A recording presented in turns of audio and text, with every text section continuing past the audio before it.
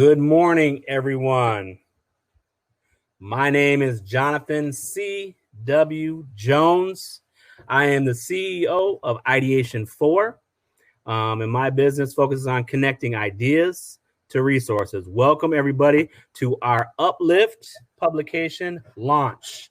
As we get started, I want to go around real quick and introduce you to these fine young gentlemen who will be speaking with us today. I'd like to introduce Mr. Kevin Dua, Mr. Dwayne Dutrell, and Mr. Ashton Osai. These are the gentlemen that will be presenting and going through our sessions today.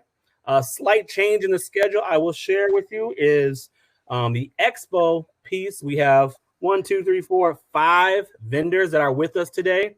So the expo piece, you have the opportunity to actually check out some Black-owned businesses and some of the products and services they have available for you today. I'd like to first start by kind of grounding us a little bit and giving a little bit of background behind UpLIFT.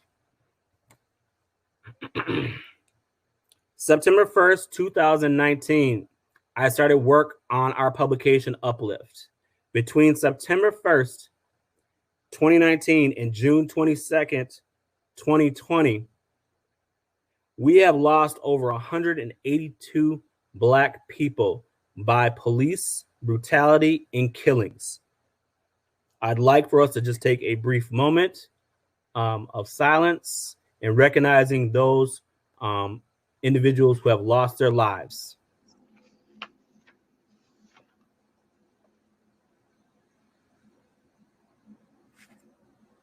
In the publication, there is a page. The cohort members of the inaugural issue collectively decided that we wanted to recognize some of the atrocities that we are faced currently in this time. So in the publication, there is a listing of all the names between that time frame that I just gave you, that 8-month time frame of those individuals who have lost their lives due to police brutality and police killings. It's important for us to recognize these individuals. It's important for us to recognize that this has impacted us tremendously on many different levels. I'm not going to get on my soapbox right now, but I just want to acknowledge that first. The mission of UpLIFT is dedicated to celebrating Black male educators across the United States, for us, by us, combining vivid visuals and reflections and combating oppressive experiences through this innovative affinity movement. That is the mission and focus of this publication. I would like to introduce to you Superintendent Ashton Osai, who will give us some opening remarks. Good morning, and thank you, Brother Jones, for the warm welcome. It is an honor to be with you today, and I'm appreciative for your commitment to the field of education, as I firmly believe that education is a critical component in the creation of an anti-racist democracy. At Howard University's 150th commencement convocation, Chadwick Boseman shared, "You would rather find purpose than find a job or career. Purpose crosses disciplines. Purpose is an essential element of you. It is the reason that you're on this planet at this particular time in history. Your very existence is wrapped in the things you are here to fulfill. Whatever you choose for a career path, remember the struggles along the way are only meant to shape you for your purpose." I truly believe that my purpose is to support the development of anti-racist E12 educational systems in order to produce citizens that can create and uphold an anti-racist democracy. As a Black male educator, I often find the systems I work in attempting to serve as a distraction from my purpose by entangling me in discussions and planning for things that do not truly change the lived experience for Black, Brown, and Indigenous students in the schools where I work. I am thankful for you, Brother Jones, and your commitment to this purpose. Opportunities such as UpLIFT, where Black male educators can celebrate one another, collaborate, learn from each other, and network, are critical for our mental, social, emotional well-being. This convening inspires me and affirms the brilliance that we possess as Black male educators. Just want to thank you for your leadership and contribution to the field of education. And James Baldwin once said that not everything that is faced can be changed, but nothing can be changed until it's faced. And brothers, I'm proud of you, and I pray for your strength as you continue to face the isolation, racial bias, tokenism, and the systems where you influence the minds of our future. Welcome to the UpLIFT virtual launch, and I'm looking forward to being in community with each of you this morning. Thank you. Thank you, Superintendent. Next, I'd like to bring to the stage Mr. Kevin Dua, who was up early, beat me to the punch this morning, and was ready to go. He was excited about this day. I'm excited to hear what he has to share and impart to us. So I would like to introduce to you Teacher of the Year 2017, correct, sir? He's going to come share a little bit of words of a few uplifting words with us, and then we will take a short little break. Mr. Kevin, go ahead, please. Thank you. First and foremost, I am humbled to be a part of a community of Black excellence, of Black educators who,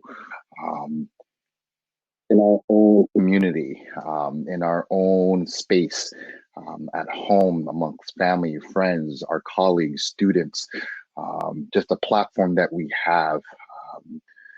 It's this acknowledgement that this work is needed. This work is a lot. This work requires unpacking, and this work requires the stamina that we try our best to do every single day. So I acknowledge just the honor it is to be within a community of incredible, good-looking individuals who I'm proud to get to know throughout this entire journey that we are all going to be a part of. That being said, I'm going to try my best to shake off the rustiness of educating, of inspiring, of being around individuals in this space. If we were all close, and considering the times that we're in, it does require this sense of hope, this sense of sympathy and empathy. So throughout these next several minutes, I hope that you are able to trust me, to do my best, to uplift, to amplify a call of action during this moment. In November of 1971, there was a conversation between James Baldwin and Nikki Giovanni that took place in London. Now, for me to declare it as a conversation, it would minimize the hours upon hours of shared intellect, ideologies, and delve educational gems centered on accountability, justice, empowerment, and growth between two folks that were not just scholars, but also educators that changed their roles throughout that entire discussion. It should be noted that Baldwin was 46, Giovanni was 28. And within the realm that is education, this profession that we're all committed to, we are aware that ageism plays a huge role in creating this gap, this sense that one individual is superior to someone who's inferior. And I wanted to take note of that because the ageism gap that you would assume would have occurred between Giovanni and Baldwin wasn't there. It was a clear sense of equity, a clear sense of equality between two individuals that were not competing on who was more right. There were two individuals who were working together, who were learning from each other with the sole purpose of trying to make sure that once they left that discussion, they would continue to do good in their own spaces. And if or when it was needed, to intersect, because their roles needed it, especially as Black folks. Maria Puga wrote about this moment as this: To be honest, today in this tense America, the trailblazing African-American journalist Ida Lewis writes in this preface, one must be willing to put one's soul on the line. And this was an observation even truer amid our present global tinsel of ready-made opinions, packaged and flung across at the other side in a divisive culture where there is always an other side. Lewis saw this discussion between Giovanni and Baldwin as an effort to begin to draw upon each other's strengths rather than wallow in each other's weaknesses. This effort is something more urgent today than we've ever seen. Now, Baldwin, during this discussion, tells Giovanni this. You know, I'd be a fool to think that there was some place I could go where I couldn't carry myself. With you, that there was some way I could live if I pretended I didn't have the responsibilities which I do have. So I'm a cat trying to make it in this world because I'm condemned to live in the world. Giovanni responded with this: condemned? Baldwin said the following: condemned, condemned. Condemned in the sense that when you're young and also when you're old, you would rather have around you the expected things to know where everything is. And it's a little difficult, but it's very valuable to be forced to move from one place to another and deal with another set of situations, and to accept that this is going to be, in fact, it is your life. And to use it means that you, in a sense, become neither white nor black, and you learn a great deal about. You're forced to learn a great deal about the history out of which all these words and conceptions and flags and morals come. As educators,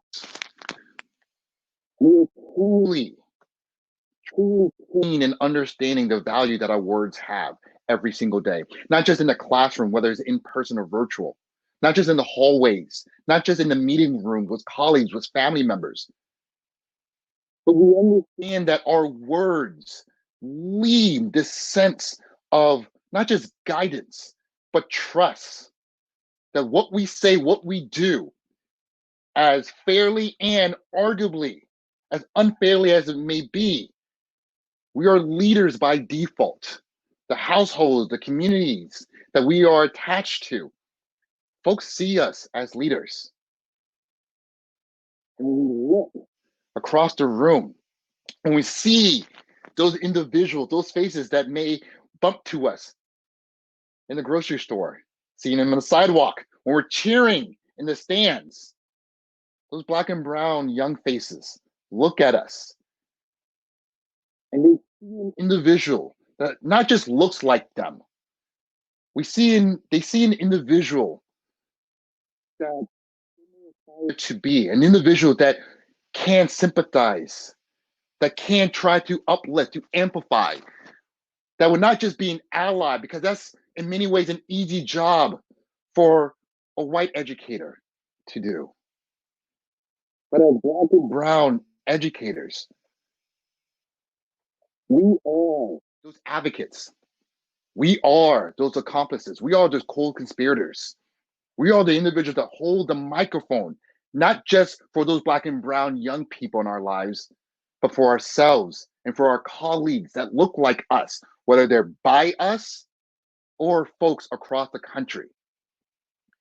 We have heard numbers multiple times about who we are. And what I mean by that is headlines, studies say the same thing. Within these United States of America, the African racial minorities make up more than half of the student population in U.S. public schools. And about 80% of teachers are white. 77% of them are female. People of color make up about 20% of teachers. And the percentage that we have heard over and over and over again within our professions It's a hat. It's a suit. It's our hoodies. It's on our degrees. It's on our awards. It's on our faces. Um, it's the strain in our eyes, the gray hair in our beard, the receding headline. And what I mean by that is this: we are part of the smallest, the lowest demographic within this profession. Less than 1 to 2% of educators are Black men. And for many individuals, they see that as a rare honor, which is true. And something that folks do not want to acknowledge, that we know on a given day because we have the scars, whether we're still in the profession or the scars that push many of us out, and understandably so. The burden that we have to do good, to do right, not just for ourselves, our families, but these students. But to also make sure that we pay it forward. It's a lot. It's uncomfortable for many individuals, but this is something that we think, talk, breathe about, as long as we are tied to this profession. So when we hear that we are a part of the lowest demographic, for many individuals, they look at that as this is a call to try to push forth initiatives, agendas, projects, go to conferences, try to be in these rooms, create these tables, create these chairs that not only have our voice integrated, but also the other people who couldn't be there, who can't be there. And again, these challenges are something that we are not only used to, but it's what we expect. And so I can stand here in the confines of my home. I couldn't stand here and comfortably say, good morning, everyone. My name is Kevin Dua.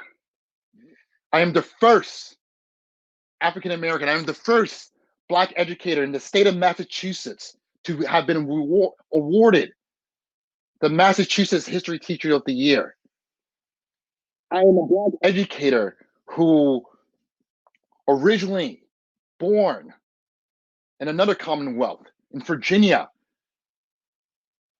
for Ghanaian immigrants. One who is an educator herself, the other who is a cab driver who's been working for decades to raise myself, my brother, and my sisters on these values of staying humble, staying hungry, helping the people around you.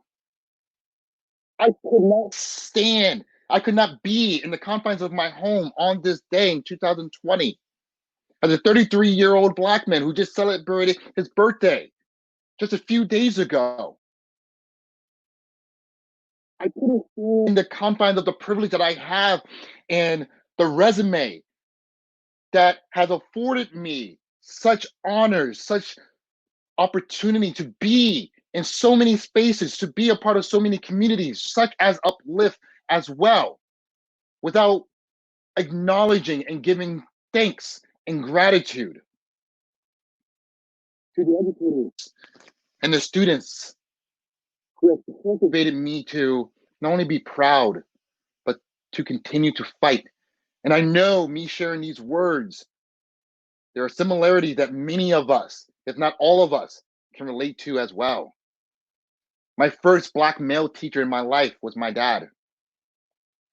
The first Black teacher to hug me was my mother.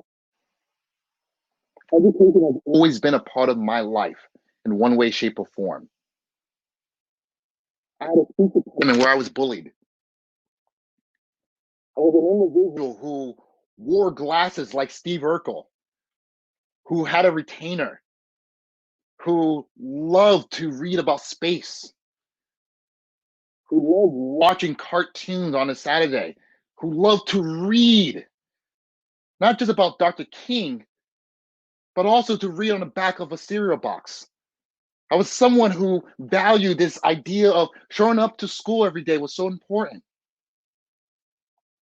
And I say all of that because those values, those experiences I had, it was convenient for me to do so in the confines of my home.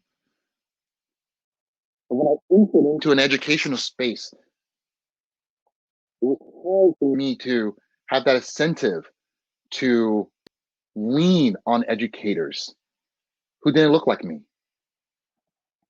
And that's something that so many Black and brown students cannot say or can relate to as well. They're not seeing an educator, not seeing a principal, not seeing folks in these professions that look like them to be their cheerleader. It's hard. It impacts not just our Black and brown students, but all students as well. And so I feel that about my background because I know where I am today wouldn't have been possible if I didn't learn about my history, if I didn't learn about our history. I know that I am raised by powerful Black women, sisters, grandmothers, aunts, my mother, Miss Brown in middle school. I know that Black men in my life, from my brother to my uncles, to my cousins, to my dad, to the custodian at my schools, to the teachers at my school, who continue to cheer me on every single day to push through my speech impediment, to advocate against bullying, to learn more about the Rosa Parks, about the Malcolm X, to continue to read and write, to continue to speak up when it's so convenient to let others put a hand over your mouth. And from the time that I left Virginia to come to Massachusetts, I learned more about our history than I ever did before. Because as educators, wherever we go, whether it's across state lines or entering into a space where there are people who may or may not look like us, we have a chip on our shoulder. And it's not a bad chip. It's a chip on our shoulder that we know that we've earned the right to be in these spaces, especially those white spaces. We've earned the right to come in as authentically as possible, with our ties, with our hoodies, with our long beard, with our beautiful colored socks, with our nice clean shoes, with the flow, with profanity, with the studying here and there. We've earned that right because we know what it means to be an educator. We know what it means to be a student. We know what it means to be uplifted within this country and try to uplift this country when it's so convenient for other folks to push us down. And who better to advocate for this? Who better to advocate for this progress than us? Comedian Chris Rock said something along the line several years ago in an interview that when we talk about racial progress, it's inferring that as Black folks, it was something that we asked for. The idea of our country electing the first biracial, our country electing the first African American, for a lot of people, it was a sense of post-racial times. Comedian Chris Rock says that's not the case because if you want to be honest about it, and I have to say this as a history teacher, Black folks were always leaders. A Black person was more than capable of becoming the first president of our country at the beginning of time. We have always been ready, not just in the confines of the United States of America, but our ancestors show it as well. That we have run kingdoms across this world. And that's not a fantasy. That's not some type of myth. That's not something people can joke about when they read a comic and say, oh, what is Wakanda? Oh, that must be just made up. No, no, no. The truth is places that people read in the comics or see in the movie, led by the incredible late, great Chadwick, about Wakanda is rooted in the fact that we've always been kings and queens, not just in this country, but around the world since the beginning of time. Whatever religion you have, whatever faith you have, you can't fight that fact. And so as individuals who are connected to ancestors, as individuals who come in different shades, individuals who come with different background experiences, there's this common thread that we all have. And it's this. We all decided to be a part of this profession, to educate ourselves, to educate other people around us. Because being a leader, being a student of this work, of this history, being an educator, is in our DNA. By default, we are leaders. And that's something that is not scary to say. That's something that shouldn't be whispered. That's something that shouldn't be in the confines of just the spaces that we know when we see each other. That's the damn anthem of this country and this world. That is the damn colors that are so vivid and true when we see it. That as Black folks, as Black teachers, as Black leaders, to trust us, you will always be in good hands.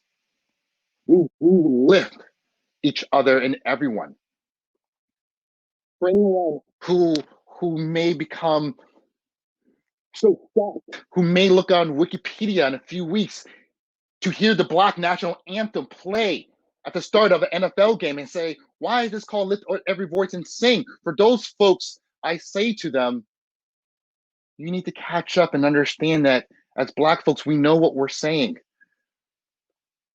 We understand that our words are powerful. Nothing is accidental. It's this intention that we have in our DNA, in our souls, that we understand that as leaders, this work is ours. This work is for us. And so when we ask that we want better, it shouldn't be challenged or questioned as a myth, as something that's taboo or controversial. It should never be considered taboo that Black educators across this nation are gathering today to learn more, to support each other, not just remotely, and in person, because that will happen. This will all be at the tip of everyone's tongue when they try to figure out what's the best way to call into action anti-racism. What's the best way to recruit and retain folks that look like us? What's the best way to make sure that micro and macroaggression is not an accepted culture in any workspace? What's the best way to make sure that the achievement gap is something that just a buzzword that we throw out and then forget when there's summer break? The best way is to listen, to hear what we have to say. Whatever position that we're in, it's important that we understand that we uplift each other time and time again. And not just because we're Black men, but because we're Black people. The Black women in our lives, the Black children in our lives are tied into this cohort. We are not who we are without the folks who are not here. And so it is imperative. And I know I am preaching to an incredible, beautiful looking choir. I know I'm preaching when I say this. It is a blessing for us to be in these roles. It's a blessing that asks us to do more than we are expected to do. Because there's so much trust in who we are. These conversations, these dialogues, these hours upon hours of work that we put in is not for some sense of irrelevance, some footnote. It's needed to create, to continue to enhance a climate that's still not there yet. The amount of lives that we have lost to COVID, the amount of lives that we have lost to systemic violence, it hurts. It hurts. It hurts. It hurts. We see these names constantly over the last several months, the George Floyds of the world, the Breonna Taylors of the world, to the point for a lot of people who don't look like us, it's performative. For us, our brothers and sisters, they are students, they are educators, they are family, they are friends. And so when we have these dialogues, when we look to individuals who are not our same age, who have different backgrounds, it's imperative that we are reminded of that conversation that Baldwin and Giovanni had. And there were two individuals, as I mentioned in the beginning, two individuals who sat together, who looked at each other, who whole centered on how do we talk about justice?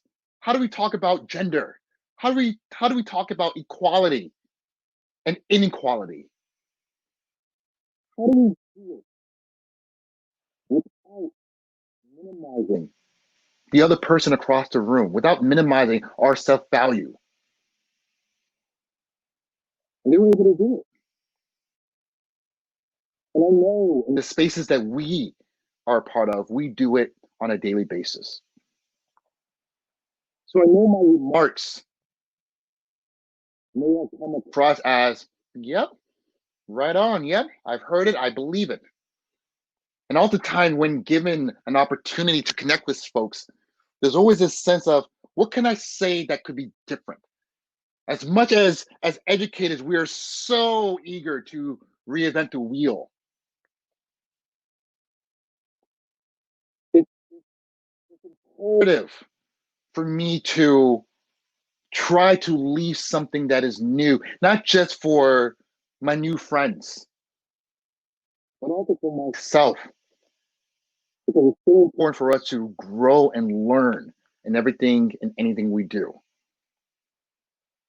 So I'm banking that above anything else, if there's something new that I can impart now that I wasn't able to do before, it's this. History has shown that everything is connected. History has shown that we can be happy and unsurprised. We can be upset and unsurprised. As long as we do our homework, as long as we connect the dots, there's never going to be a time in history, past, present, or future, that takes us by surprise. And so if we are upset, we learn from it and to make sure that doesn't happen again. If we're happy, we celebrate it and continue ways to preserve it so that we can enjoy our time together. And I'm making all of that because history shows right now that our roles as educators may be at a position unlike ever before, whether it's through a device or in person. Everyone, for whatever reason, seems to be eager to listen to us. And that's a responsibility that, as much as we know we are good at what we do, that's a responsibility that may feel different. Because now the whole world has plugged in a microphone, has placed it at our mouths. Have a notebook, pen or pencil, and they're taking notes. Because what we've been saying as true this entire time, for a lot of folks, their learning curve is right. Maybe it's time to actually listen to these folks. And there are so many people who are not with us right now. And for them, for the people that we are lucky to still fortunate in our lives to see in front of us, to be able to give them a rose so that you can be able to smell them and enjoy them, it's incumbent on us to always keep in mind that as leaders, we are the true presidents of this country. We are the true Congress.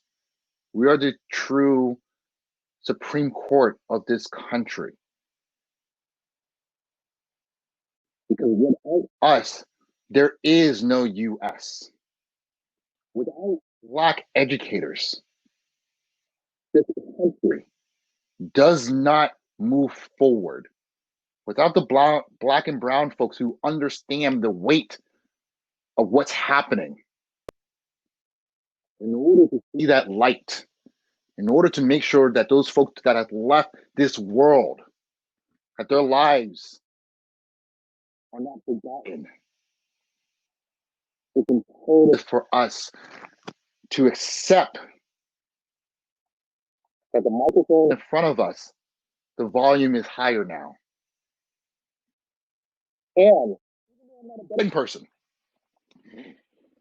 even though I'm someone who, let's say the only time I may bet is betting on my Lakers to win and all during this NBA season. And I know saying that some folks are like, oh, he just had to bring up. And I say all that because outside of that, if I was a betting person right now, I would say, for ourselves, for us to say to each other, for us to remind folks, don't bet against Black educators. Because why risk losing? I am confident in myself. I am confident in our beautiful cohort. I am confident in the colleagues around me. I am confident that we are going to teach the greatest lesson for this country. And that is something that we have already known. When you invest in Black voices, when you invest in the humanity that are Black and brown bodies, when you invest in our word, when you invest in our work, when you invest and amplify and support and uplift us,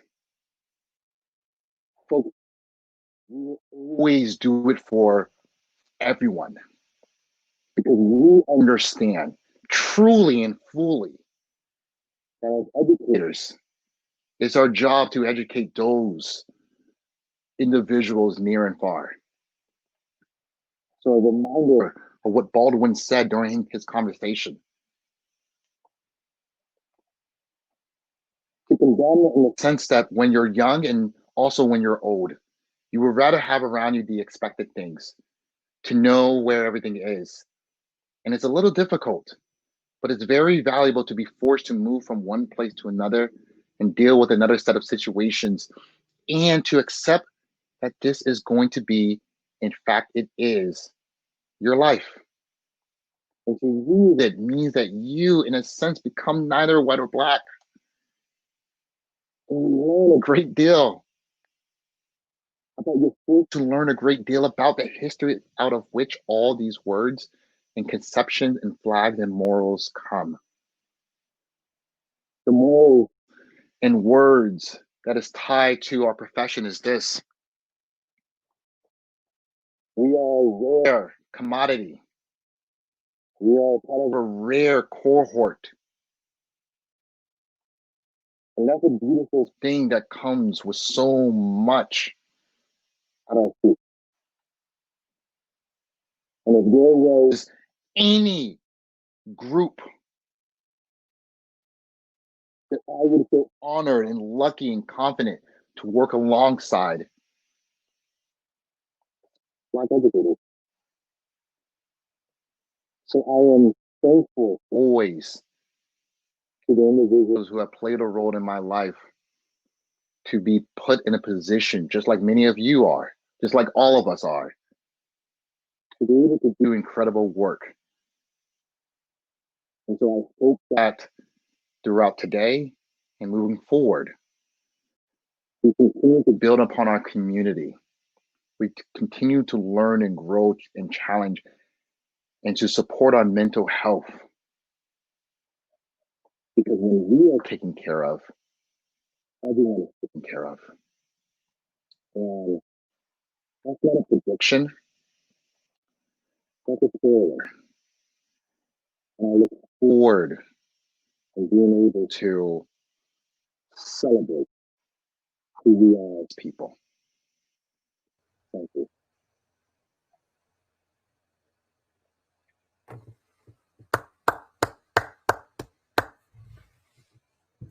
Thank you, Kevin. We appreciate that. I want to say, when you it's funny because one of the comments that stood out to me the most during your words that kind of hit me was you said, my first Black male teacher was my father.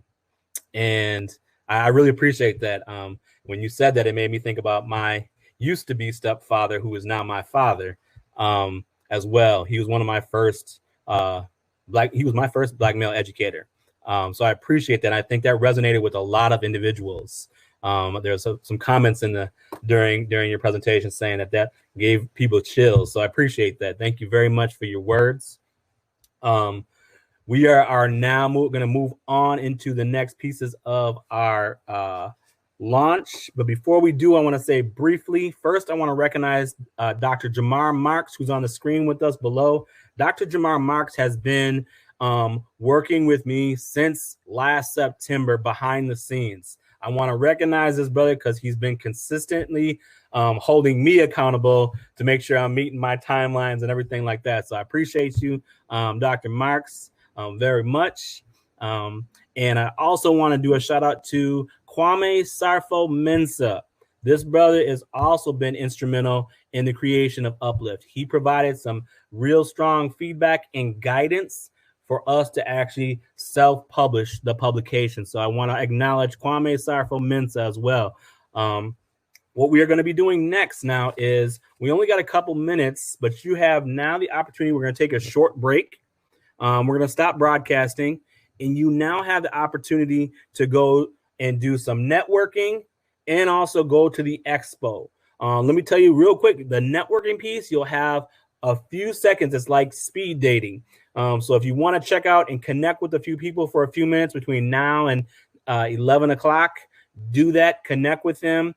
We have built in time as well, just so know this. At the end of all this, we have built in some time for connecting as well at the end of the launch at noon today. So if you're not able to connect with somebody right now, don't worry, there will be time later this afternoon.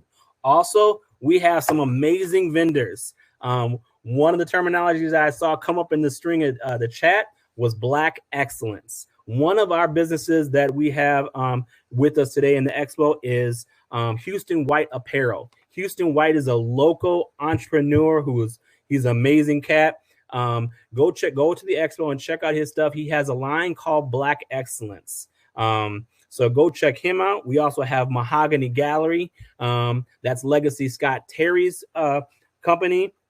Mahogany Gallery just got done doing a street mural that my family and we went to Racine, Wisconsin. Go check out his stuff. We also got books from Principal Kafele. For those of you who may know that in the field of education, he is a renowned educational leader.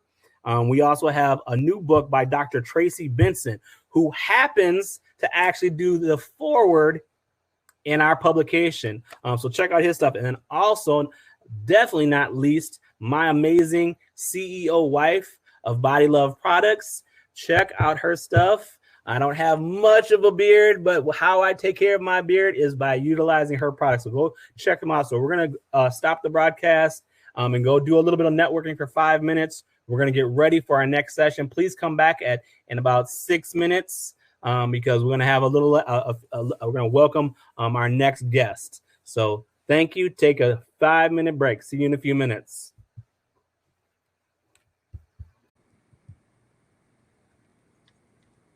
All right.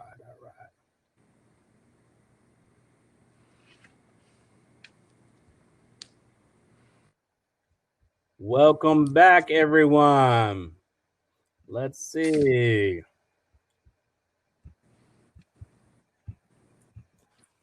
All right, welcome back, everybody. I want to run down real quick, and I want everybody to know who has been supportive.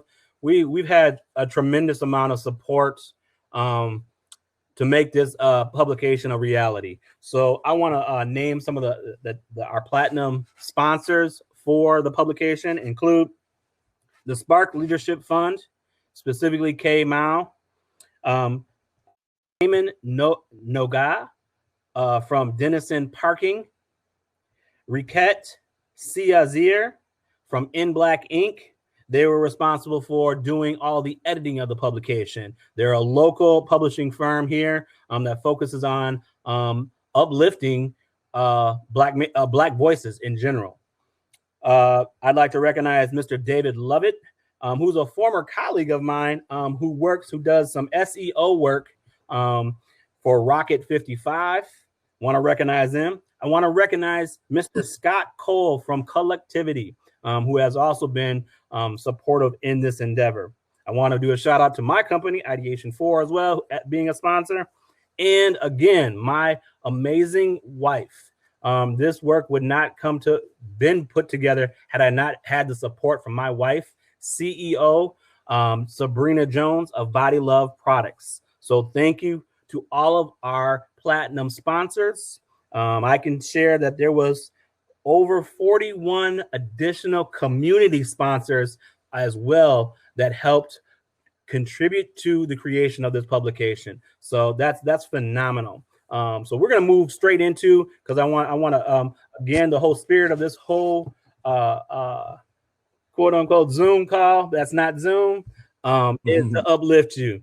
And so I want to welcome and introduce to you Mr. Shed G, who is a local, and I should say an international comedian. He's done some phenomenal work. I had the opportunity of meeting him several years ago when he came out to one of the schools that I was working at, and he came out and spoke to the high school students. It was extremely impactful, and he had some really powerful words, in addition to some uplifting comedy as well. So I'm going to give it away to Mr. Shed G. All right. Thank you, brother. Thank you, brother. Well, first of all, everyone, give it up for Mr. Jones and his wonderful wife for having this event, man. It's a blessing that you do, man. It's a blessing, man. And also, brother Kevin, I was telling him backstage, I was like, man, that was so powerful. I was sitting here about to plagiarize him on Facebook as quotes, because you know what we do when we hear something good. I just went up there. So I just gave you your credit, though. I posted on my Facebook. I said, my father was my teacher.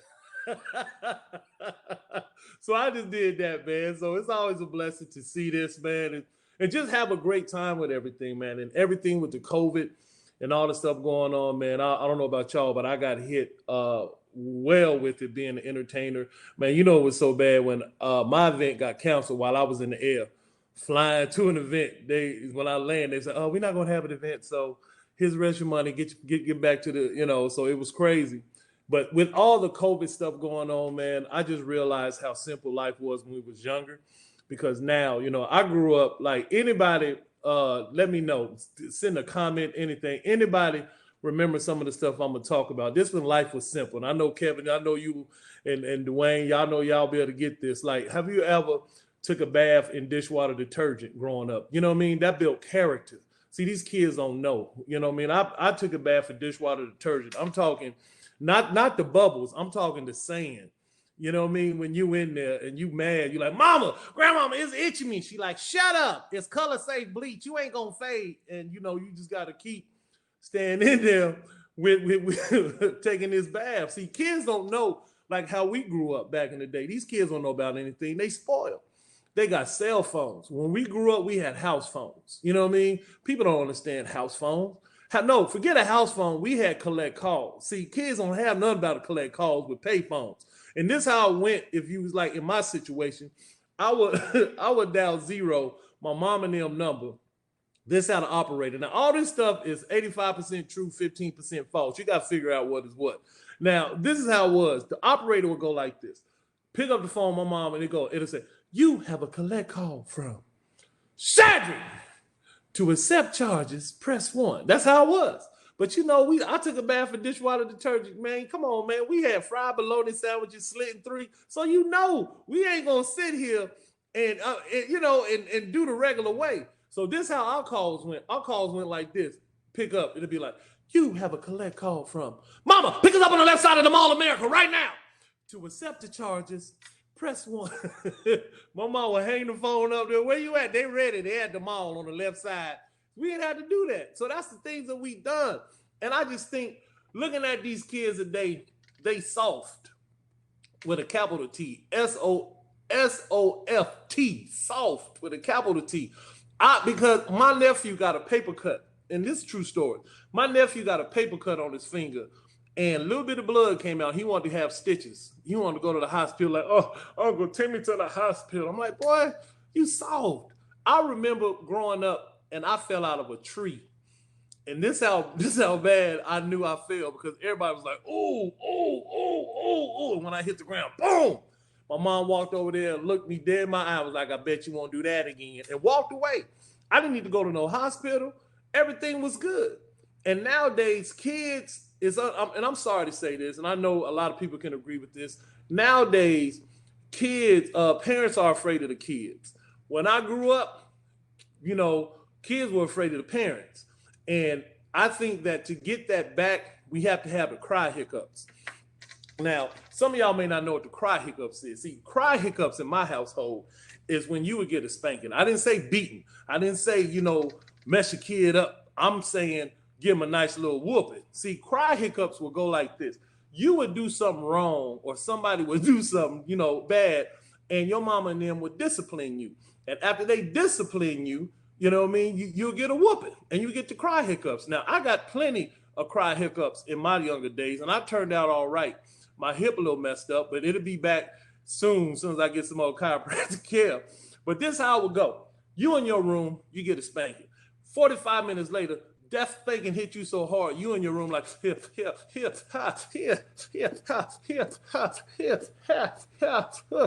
45 minutes later. Because you're thinking about what you just did. Mama, can I come? No, you can't come out your room. And you crying. That's what it's all about. That's what it is, and kids need to understand that. And then you have to get your education. It is imperative that you get your education, be in your children's life. You need to do all of that stuff. That's why I was agreeing with everything what Brother Kevin was saying, because nowadays, man, some of these kids, I don't know what's wrong with one. I saw one kid, I said, hey, so how do you feel about, being homeschooled? He said, well, I think that public school is gooder than home. I said, see, that's the problem with the kids. Good is not supposed to be, but I ain't gonna talk about that part. Let's get into this COVID stuff. People walking around. I believe, I got a mask and stuff on. People, we gonna be creative with what we do. I was somewhere, a homeless man tried to sell me a mask with a hole in it. I said, hey, where's the rest of the mask? He said, no, man, that's a sunroof. You be the first one of these. And I'm like, man, I'm here. I just gave you the money, just try to support you.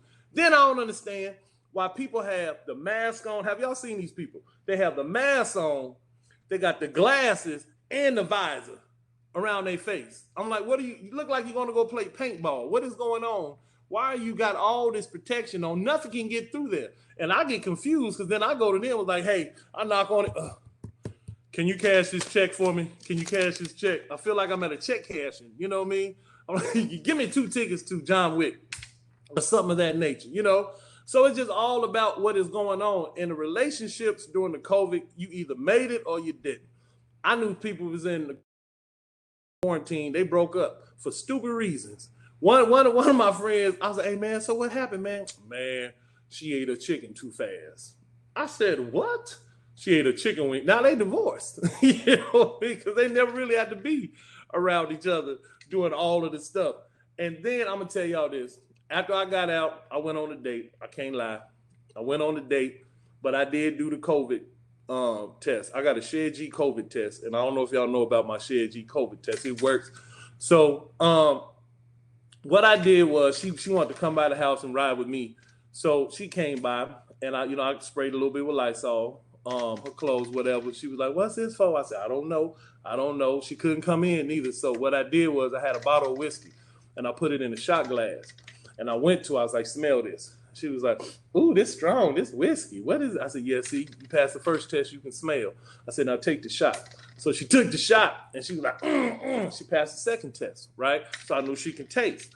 Now, meanwhile, we're out, and she was woke. I don't know if you ever been out with a girl that's woke. I mean, she smelled like incense, guava juice. She had the locks. She was woke, and she was hitting me. She was like, Shed, are you woke? Are you woke? Are you woke? I was like, yeah, I'm up. I'm talking to you. I'm woke. You know, how much woker do I need to be? And she's like, well, name a current Black Panther. Name a current Black Panther. I was like, well, Cam Newton. But he just went to the Detroit. Teddy Bridgewater, the new leader of the Black Panthers. So I don't know what happened. So needless to say, that relationship didn't work. Didn't work out. And one thing I can say, y'all, I must commend Twin Cities on how they handled the George Floyd. It was a wake. They woke up the country of the situation, how people are tired of it and everything. Now, being here in Dallas, I thought it was, because I couldn't be in the Twin Cities, so I went and protest. But that's different. They got protests and stuff now. I didn't know they had a protest and starter kit now, because you got to have the steel-toe boots, and they out there. I went out there. Now, I'm 46 years old, you know what I mean? I go out there, and I got on Skechers, and I didn't realize how old I looked with my Skechers on, because everybody there just standing straight, but my shoes got me rocking, and I'm standing straight because I got them walking Skechers shoes on, and I'm sitting there, and then I get old, and I realized I forgot what we was out there, because while everybody was rallying, I was like, free Mr. Clark, free Mr. Clark. Free Mr. Clark. Oh, I'm the only one remember Lean on Me. Boy, I thought y'all was my age, but I'm the only one remember Lean on Me, huh? Yo, that was the first protesting movie. When I was young, that's when I knew about protesting. When they was walking up and Mr. Clark was in jail, and they was like, free Mr. Clark. Free Mr. Clark. Everybody was like, hey, free Mr. Clark. Then you had the Nubian dude. He was out there. He was like, you know what? Mr. Clark believes in us. But man, Black women, I don't care if they mad at you and they don't feel you, they gonna let you know they don't care where you are. She was like, she don't believe in you because you don't take care of your responsibilities. I'm like, man, we had a rally, ma'am. You need to be talking about, we had a rally. I just made that up. That's funny to me. I'm gonna keep that one. And before I get out of here, ladies and gentlemen, I'm going to tell you this. Did y'all see? Well, I know everyone saw. Now, I'm going to give y'all my perspective. Now, remember, this is my perspective. You know what I mean? I don't mean to offend anyone, nothing. Remember in New York, when the black guy had to turn on, they call him the nerdy black guy, because the white woman got mad because that, he, was telling her about her thing. Now, he was in the bushes, bird watching and all that stuff, and she was mad, Now, he wasn't nerdy. He was smart. First of all, when the woman called the police, he went live right there. That's number one. He was smart. You know what I mean? Because he was like, no, all this, you cannot say that I did all of this stuff. Because then another thing let me know he was smart. He left before the police came, which was smarter. So he left. Now, I'm a black man, and let's say I was a police officer. Now, stay with me now. I'm going to need you to dig deep. We almost done. I'm going to need you to dig deep on this. If I was to show up and I asked this dude what's going on, and this is a black man, and he would have told me in the middle of the day, he was in the bushes, bird watching. Follow me now. He was in the bushes, bird watching. Come on, man. I'd have laughed. I'd be like, hold up, man. Hold up. Y'all, hey, tell him downtown. Hey, y'all not gonna believe this. Tell him what you said. A black man in the bushes. I'd have been like, dog, you going downtown. No, you can ride in the front seat. They just got to see you. Come on with me. You know what I mean? Like, let me ask this question. How many black men on this launch actually bird watch? Raise your hand right now. Man, Johnny, he fibbing. He over there fibbing, man. That's fibbing. Not only that, he in the bushes. Now, how many black men been in the bushes, John? Now, come on, John, was you in the bushes bird watching in the middle of the day? See, that's all I'm saying. It looks suspect, man. But I appreciate y'all time, man, for letting me come on here, man. I really love this, man. And y'all got to give it up and make sure you support all these brothers and everything that they're doing, man. This is a great thing, and I'm just happy to be a part of it. And I mean what I said. So somebody tag Brother Kevin and all his quotes I posted as my own. All right. God bless y'all ministry. Nice. Thank you so much, Mr. Shed G. All right, so we are going to now transition, and so I'm really appreciative to Mr. Shed G. So again, thank you very much. I'll connect with you a little bit later, Mr. Shed G. So now what we're going to do is we're going to stop the broadcast, and we're going to move over to the sessions page. This is the part that I hope we can open up microphones in the session space. We'll be able to, I want the legacy cohort members who are on this call to turn their cameras on, turn their microphones on, get that package out that you got in the mail that you didn't open yet, and let us share this experience and open that package up, please, now. So I'm going to stop the broadcast and move over to the sessions. Yo, this shit OP.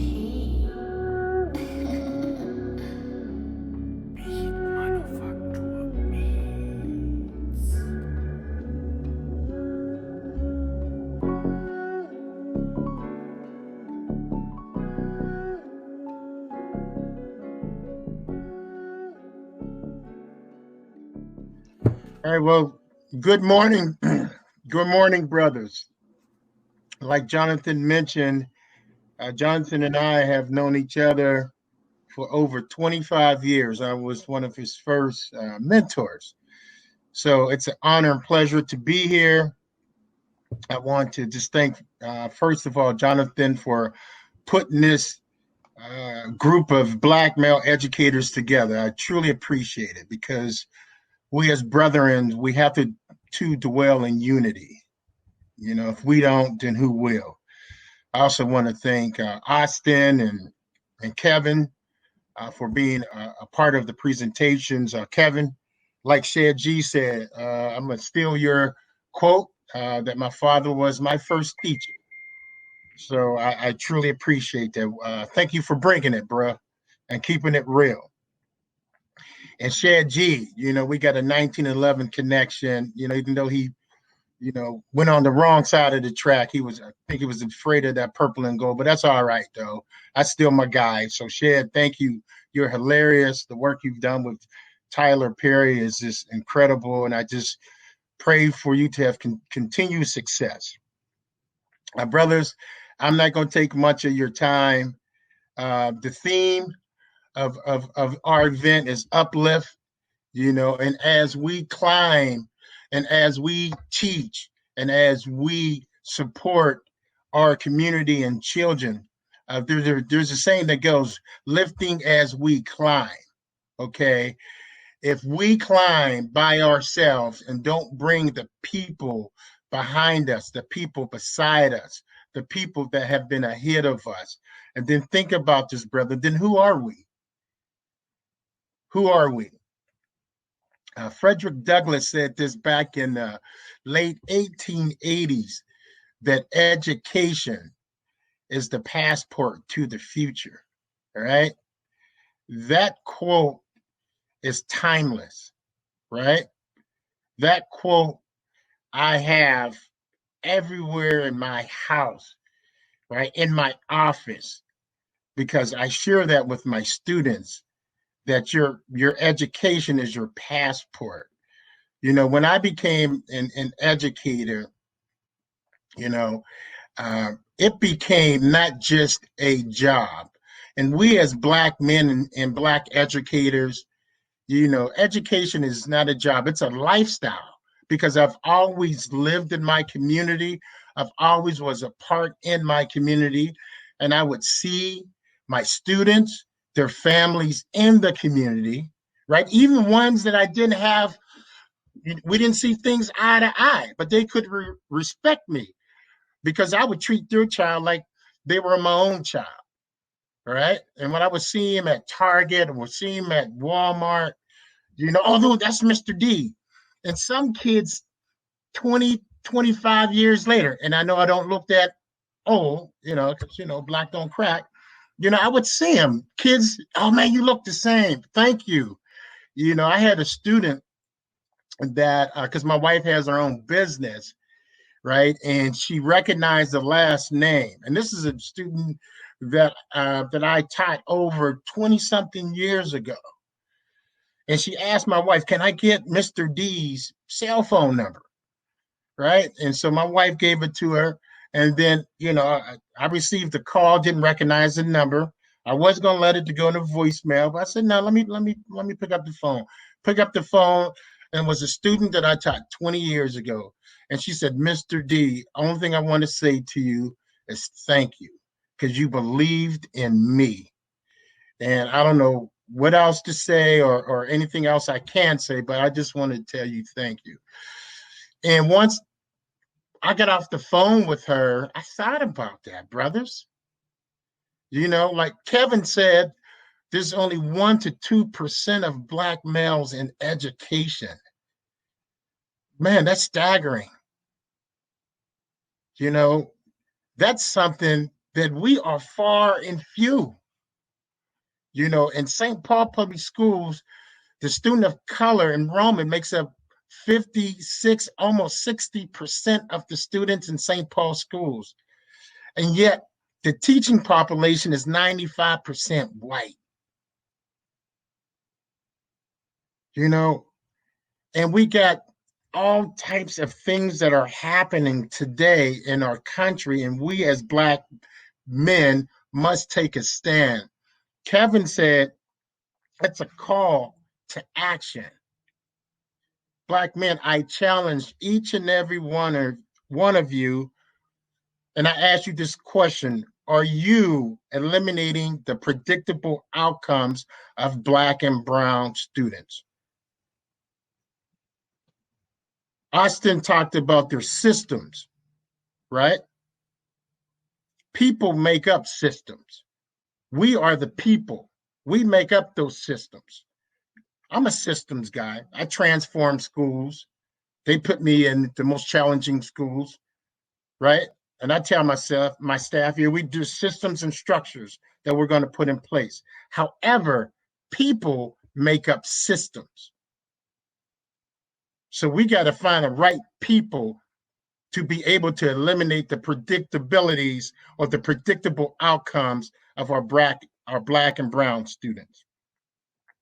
You know, because I call these systems, the system of education, I call it the system of destruction towards our children. These systems was not designed for Black and brown students. And I keep it real with my staff. I said, we're going to eliminate these systems of structures. So, brother, we have to eliminate these systems of destruction. My son and I had the opportunity to go to the George Floyd funeral.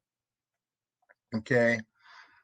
And in that funeral, when Reverend Al Sharpton was doing the eulogy, he quoted a scripture from Ecclesiastic. You know, he said, there's a time and a season for everything under the sun, brothers. Okay. And the scripture goes on, it's a time for love and there's a time for hate. And then it goes on and says, there's a time for war and a time for peace. Brothers, if we don't stand strong, there's a war on education out there right now. And we are in a system that is one of the most influential systems in America called education. We're shaping young people's minds. We're preparing them for the future. But there's a war out there. My grandmother told me this a long time ago. I know what she told me this when I was 10 years old. I know what she was talking about. She said, grandson, if you're not at the table, then you are on the menu. And I thought she was crazy. Grandma, you don't know what you're talking about. Just go and fry that chicken so I can eat it. But the more I got older, the more I developed as a Black male, that quote became so visual to me. I you know, and it just drives me each and every day. So if we're not at the table, then we're on the menu. Our Black and brown children is on the menu. Minnesota has the worst disparities of education, health disparities, housing disparities in the country. And if we don't do something about it now, this is the season, this is the time for us to do something about it. So I will ask each and every one of you to, it's a call of action. This is our season. This is our time under the sun as Black men. Don't go with the status quo, because if we don't do it, then who will? You know, as I close, I just wanted to share a quote with you. And this is the quote that I shared because this week was the opening week for St. Paul Public Schools. And I shared this quote with my staff. And my theme for this year was not business as usual. And Dr. Martin Luther King said something that I had my staff talk about and process. And it reads, there comes a time when silence is betrayal. Our lives begin to end the day we become silent about things that matter.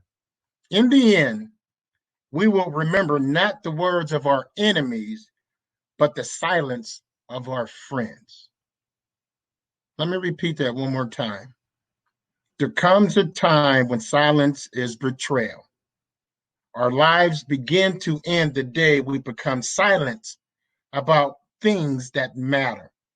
In the end, we will remember not the words of our enemies, but the silence of our friends. Brothers, thank you so much for this time. Jonathan, I applaud you in your work. Brothers, I am humbled to be part of such a prestigious, distinguished men, and I look forward to us carrying the torch, not only for us and our families, but for the children and the families in our community. Thank you.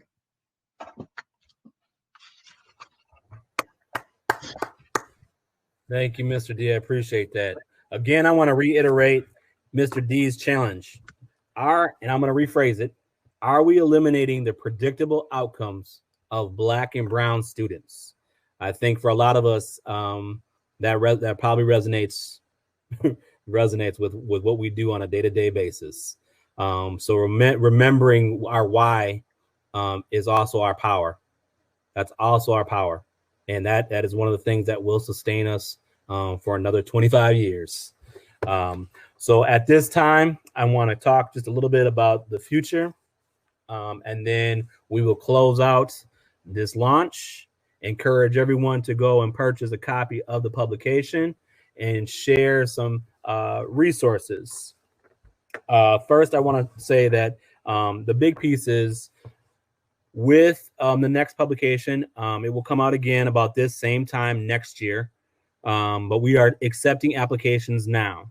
In the chat window, I have already placed the link where you can go online So if there are prospective Black male educators in the audience right now, individuals who are, if you're in school, you do not currently need to be a licensed classroom teacher. I'm looking for Black male who are interested in the field of education, who are interested in coming into the field as teachers' aides, teachers, assistant principals, whatever position it may be, because our roles within the walls of education is extremely important and has an impact not only on our students, but also students in general.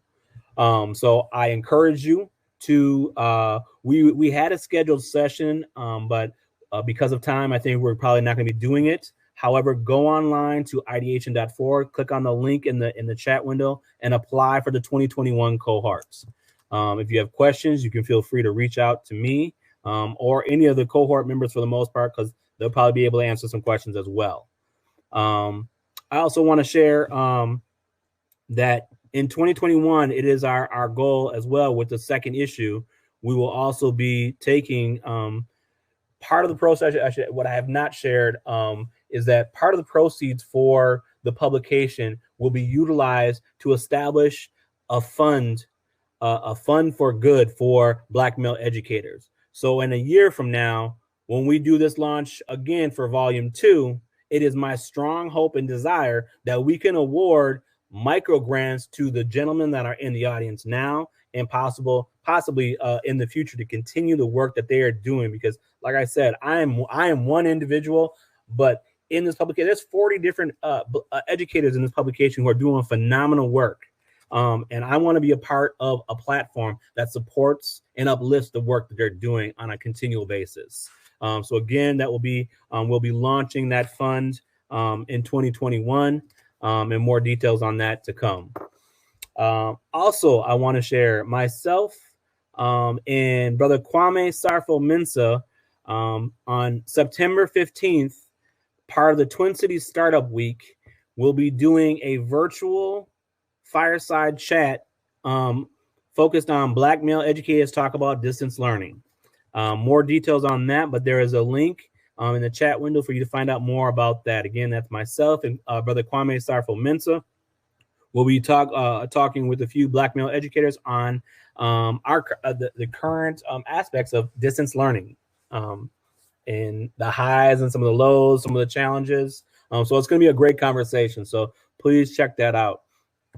Also, finally, I want to share, I'm a product of a UNCF school, a United Negro College funded school. I attended Xavier University of New Orleans in Louisiana, in New Orleans. And that experience was impactful for me on so many fronts. A couple of years ago, I had the opportunity to be the key, to give some of my reflections on how UNCF, United Negro College Fund, actually has, I'm a 5-time award recipient of UNCF funds. I received funds to not only go to my undergrad to Xavier University, getting a consecutive grant on a annual basis, but then when I came home, I also had the opportunity to receive additional funds to complete my master's program at the University of Minnesota and get my K-12 licensure program. So I am very much an advocate of United Negro College Fund. So I'd like you to click on, we have created an UpLIFT family team. There is a UNCF virtual walk for education on September 19th. So please check us out and consider donating some funds to raise some funds for UNCF. I'm trying to think if I'm forgetting anything, because I'm still just kind of pumped and excited about this experience. Again, I want to thank Dr. Jamar Marks for his dedicated support. I want to thank my wife for the constant support that she has provided me to make this publication a reality. And I also want to shoot out a thanks to all of the cohort members as well, because this was a new venture. The process of applying was new. Using Hopin, this platform, is brand new. So I appreciate all of you being willing to navigate some new areas and new terrains with the focus of uplifting our own voice and helping to be part of a platform that changes the narrative. I'm going to stop there. I will invite everyone who is online to join us. I'm going to stop the broadcast at 12 o'clock. You can join us in the lounge area for an hour just to connect. If you want to simply connect and just chat. So I'm going to open it up to Dr. Marks. Did you want to say anything else in closing? No, I guess I'll just say greetings again. It was nice meeting everybody in the UpLIFT Legacy Cohort. It's been a pleasure, a learning experience, work with you and the other fine gentlemen that have been here on the stage. I just want to offer again, like you just said, a call to continue moving UpLIFT forward with the next cohort and the development of the next issue. You know, Jonathan, you're the creator. I like to call you the mastermind. People don't know that, but that's my nickname for Jonathan, guys, the mastermind. But he needs your support. He needs our involvement.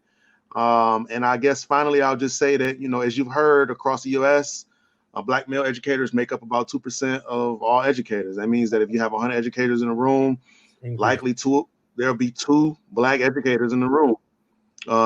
So, and that if you're one, then that means that there's only going to be one other one. Just think about how that works. So everything is changing, and you know, call to action and leadership is important. So let's just be reminded that we have a duty to continue the legacy through UpLIFT. Agreed. Thank you, brother. You have time now.